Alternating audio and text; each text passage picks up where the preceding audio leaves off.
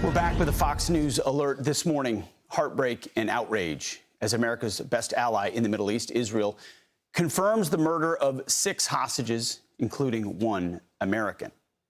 Former Israeli Ambassador Gilad Erdan was in office when Hamas terrorists kidnapped the hostages last October. He joins us now from Israel. Gilad, thanks for being here.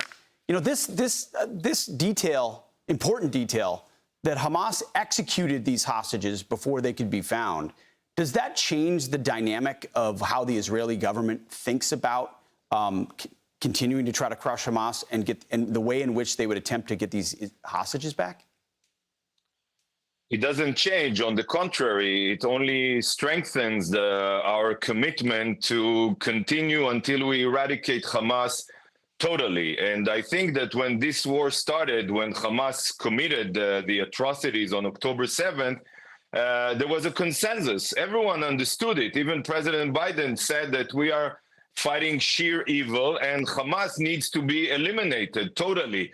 But since then, sadly, the international community, including the administration, applied more and more pressure on Israel to agree to a ceasefire. And Pete, now that we've seen how they execute in cold blood our civilians, and there's a feeling of palpable sadness here in Israel, everywhere. So we should all understand this war shouldn't end. We should win this war. We shouldn't end this war.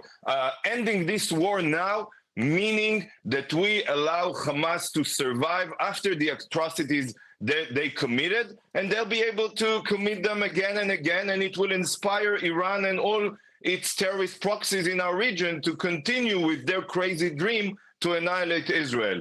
So this is the time for the international community, for the administration in America to understand that no more pressure should apply on Israel. We should encourage the Israeli government to continue to increase the pressure on Hamas until we hunt them down. You mentioned that pressure from the outside, from the Biden administration. Well, Kamala Harris is part of it. Back when she used to do interviews before she was the nominee, made the nominee, in March of this year, she talked about the offensive in Rafah, the very place where we're talking about right now. And we want to remind our audience of what Kamala Harris said in March. Watch. We have been clear in multiple conversations and in every way that any major military operation in Rafah would be a huge mistake. Let me tell you something. I have studied the maps. There's nowhere for those folks to go. And we're looking at about 1.5 million people in Rafah who are there because they were told to go there, most of them. And so we've been very clear that it would be a mistake to move into Rafah with any type of military operation. So what do you say to Kamala Harris, who says that moving into Rafah is a huge mistake?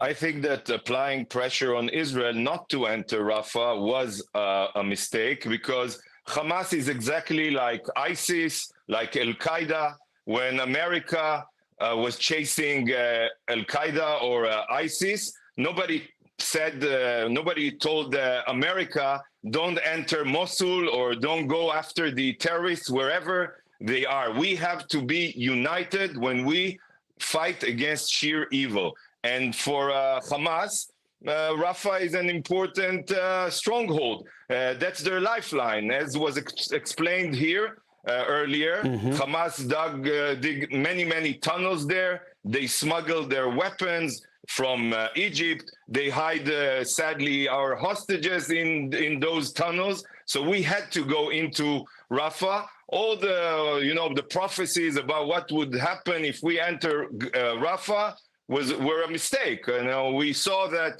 there were no civilian casualties in Rafah. The terrorists continue to hide there. So again, it was a mistake to apply pressure on Israel. And from now on, after we've seen how they executed our civilians, including an American hostage, we should all be united in supporting Israel to chase and hunt down these evil terrorists, cruel terrorists. Yeah, I've said it from day one. I hope Israel kills every last member of Hamas and in doing so gets every hostage back. Each and every one of them. And we should remember, a ceasefire is a word that sounds positive, but a ceasefire means that Hamas can survive and get a free pass after what they have done. And that will be a terrible mistake. A ceasefire only if we maintain the possibility to eradicate Hamas and its leadership. There you go. Gilad Erdan, thank you for your time this morning. Good to see you. Thank you. Thanks for having me. On a tough day in Israel.